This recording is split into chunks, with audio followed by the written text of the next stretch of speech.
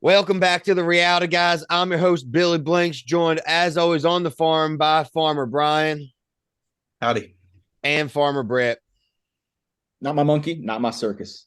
We are here to review Farmer Wants a Wife, Season 1, Episode 7. This is the Farmer Barn Dance Romance. We are here to get a positive review. We're not going to clip your wings. It's not a butterfly wings. Dude, this was a weird episode. Like, this was interesting. Brett just said literally right before we started recording, like, this whole thing took place over like one night.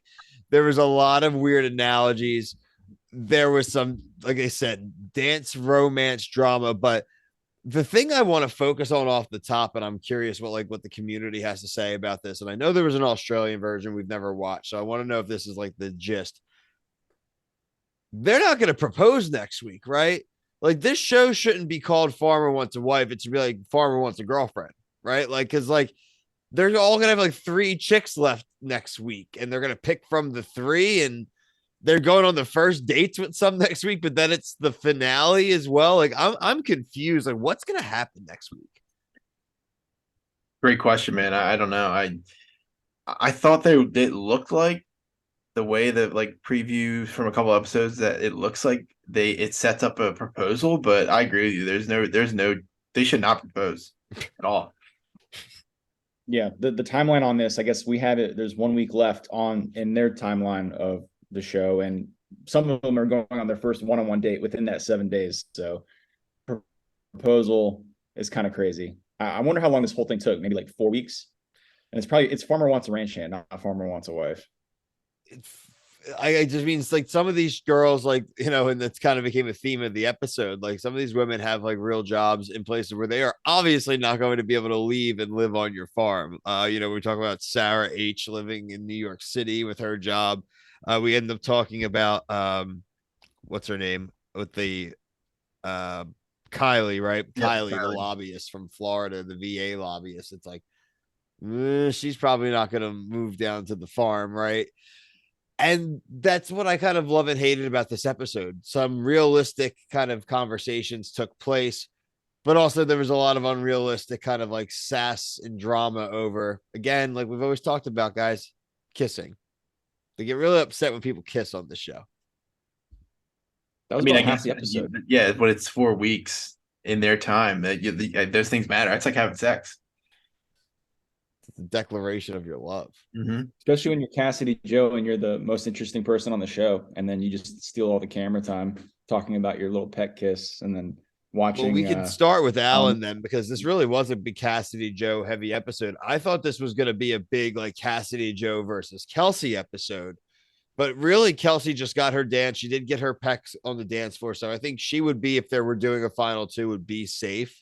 Mm-hmm. But the Cassidy Joe thing surprised me. I thought she was going to almost like, if this were The Bachelor, she would have like out dramaed herself and gotten herself eliminated. Very Yeah, different show. there's been a couple people that have commented that like she was asked to be on the show, like she was like put on the show. So I kind of ever since somebody said that, I've been looking at like it's very convenient that she's chosen on this date because I know she's dominating the screen time, but like she's not that interesting. she's the only one Interesting that thing. complains all the time. I mean, Yeah. so what the rumors you've heard, what is that? So basically she might be running around the reality TV circles trying to apply, and this was just the show she got on, so now that's why she's They getting approached Yeah. her, they're saying. Yeah, somebody in the comments said like she was like Miss Teen something and some state. I don't remember. This is I bad. found her on Instagram. Yeah. And they asked her to be on the show. Hmm. I don't know what that means.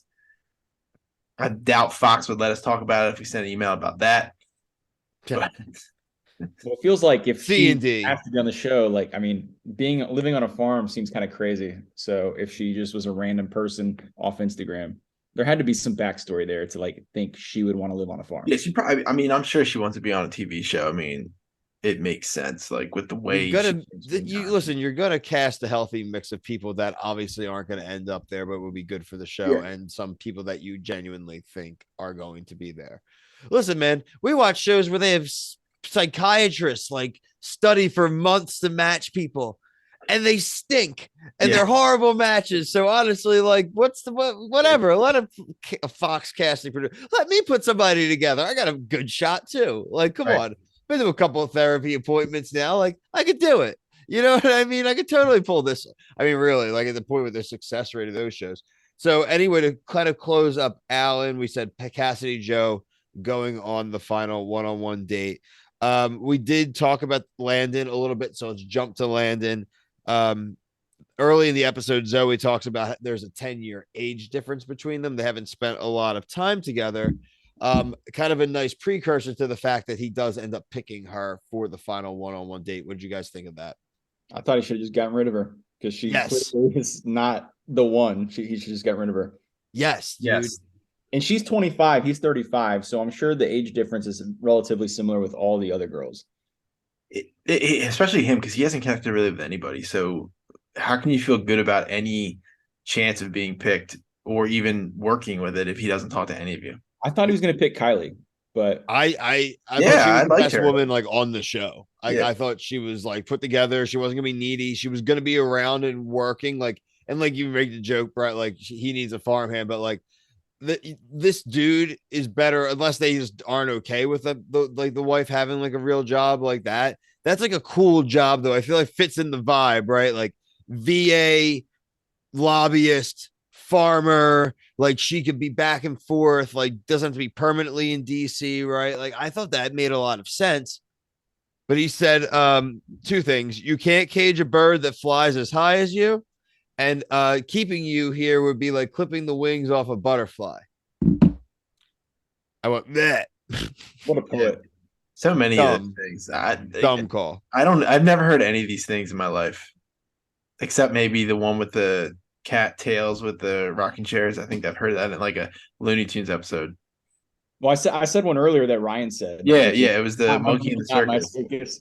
Kylie would be a good person to talk to. I feel like Kylie would be actually an interesting person because she would actually have something to talk about. But every time he pulls her aside this whole show, she's like, "What, me? You want to talk to me?" So it seems very weird that like he's probably not interacting with her very much at all, other than asking her on a date. And then the whole time when everyone was dancing for like this entire episode, I kept seeing her dancing with like a bald guy or like some other dude in the crowd. Probably just like a nice gentleman from the town whose wife's there and is like letting them like dance with him. Like the fifth farmer. I thought it was funny that the first thing they did in Tallahassee when all the guys got together is they just kept making fun of Landon because he couldn't eliminate anybody. Right. At least they're right. Well, that's on the producers. Okay, guys, we're really not trying to hate, but like, this is a second season. Like, make these dudes eliminate them on a good cadence. Like, reality TV people love a good cadence, and like, there is no cadence with the eliminations on this show right now. Yeah, I thought they were legit going to cliffhanger us on all these at the end of the episode. It was like 3 minutes left, and like, oh, commercial. I was like, are you kidding me? Like, and then they're just like, bam, bam, bam, bam, bam. This is the one-on-one. And they all made predictable, uncontroversial picks. When Hunter's like gonna go for Devon, he's like, and my pick is Farmer wants a wife. I'm like, oh my god, for the walk. What's he gonna murder her? Like, what is happening? You guys like this? You guys like when it goes to commercial and it makes that like swingy sound with the white I can't wait till I can actually do that animation. We'll have the make sure we get a season 2, guys, so we can have our animations ready for next. Goes to commercial. I'm like, thank God, I can not watch this for a few minutes. Oh God. Let's see. Okay, so Hunter, he made the ladies do chores in the beginning with the piggies. Thinks about Megan's departure, and like the women also are thinking a lot about Megan's departure. She's coming back. What? She's coming back, based on the preview. I think she's coming back. You think she's coming back? Yeah, dude, the truck's rolling up and he just starts running. Yep.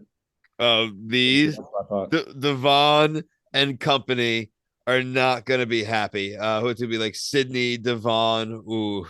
Now he's going to have 4 girls left in like 6 days. Then he's going to have to pick one. So right. He doesn't. He sounds like the decision's going to come and be made for. They need the amount of time to make decisions that these 90-day, 2-year, 4-year relationship people have. Oh, as crazy as they are, they have the most time to make these decisions. They have like years and years and years. They still are making the catfishing themselves for 3 years. All right, let's round out with our boy Ryan. I had a lot of notes about Ryan. He caused a little drama with his comments. He sent Haley home last week. He used the word emotional. definitely not a word you use sometimes. It just can be taken the wrong way. Um, Sarah H has a good New York City job. Sarah V hasn't had a one-on-one.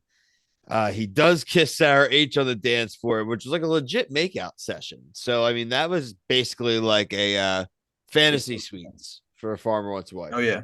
They said that he was doing it for like an hour and everyone was staring and watching. So Lily won't let the emotion comment go the whole episode. She's very upset about it. A classic line when Sarah H comes back. No more kissing him. I was like, what? This girl is nuts right That's now. like that's like a fist fight. That again, yeah, that's as much as that's the equivalent of like pumpkin getting spit on. Yeah, Like, yeah, Sarah V, Brett, as you had said, the last person who didn't get a one-on-one as well with Ryan will be getting their contractually obligated one-on-one date. It seems like is like what's happening on this show. yeah, he should have just gotten rid of her. I don't even want to try to make a prediction. I don't even know literally how the show ends. I don't know, like, is there a final ceremony? I have a weird feeling that, like, I mean, Ryan's gonna pick the main Sarah, and then she's gonna be like, yeah, I love New York too much, so no, I'm Sarah good. H. Yeah. Yeah. All right. I'm gonna say Hunter picks Megan when she comes back. Ryan picks Sarah H. Landon ends up with nobody because he doesn't know anybody. And then Alan's gonna pick Kelsey. I like Alan and Kelsey seems like a fair bet too. I think those are all accurate. I think if Landon did have to pick someone, he would pick Blue-haired girl mom. I think he'd pick Brunette Ashley after this episode. Okay, I mean, fair enough. I think she seems like the safest choice. So there is an Ashley. I just had the wrong Ashley. There's two Ashley. Wrong man. Either of them got picked. Yeah. Yeah. Okay. All right. So I got it. So I wasn't a crazy person. I thought I made that name up. So you got picks? Yeah. So I like the comeback story. That one I like a lot. God. I don't Ryan, same thing, guys. Like, I don't see him ending up. I don't see him really ending up with anybody. Like, even if he picks somebody, that's just not. True. Yeah, no way he goes with Lily. No way he picks Sarah V on the one-on-one now. Yeah, I think Sarah H. I think that was a good prediction, guys. I'll go with that. Landon. He doesn't know anybody. I mean, he's the one, like, he should have kept Kylie. He should have kept Kylie. I'm reading the notes. Like, Zoe, I don't know. It ain't it. Yeah, and then yeah, I would think Kelsey. I mean, Cassidy Joe obviously has a shot to steal it here with the one-on-one date here at the end, but I don't see that happening. Look, I've enjoyed the season. I really enjoy the community. The community actually fills a lot of stuff in. So guys, keep commenting, letting us know what you think. Fill us in on what the finale probably will look like. Also, check out all the other coverage we have going on this week. We just finished up Love is Blind season 4, so check out our playlist for all of that coverage. We're doing Below Deck. We also will, like I said, we'll have Survivor 44, The Challenge. We will do Jury Duty when the season's over with 2 episodes left, so we'll do a season review of that so we can just talk about the entire season and not worry about spoilers or anything like that. Anything else, Brian? Oh, 90 Day Fiance, Married at First Sight. Jersey Shore. We missed it last week, but Jersey Shore, but we'll bring them back this week. Yep. So a lot of stuff. Check the TikTok out, the merch store. There'll be some orders in this week, so we'll have some samples to actually wear besides the original hoodie that Brian has. And check out our Give Kids the World Village fundraising page. It's for kids with terminal diseases that go on vacations with their family. So go in there, donate anything you can. We're gonna do some fundraising stuff throughout the year. Throw some of the merchandise stuff into that as well. But for myself, Brian and Brett, until the season finale next week, thank you. Peace.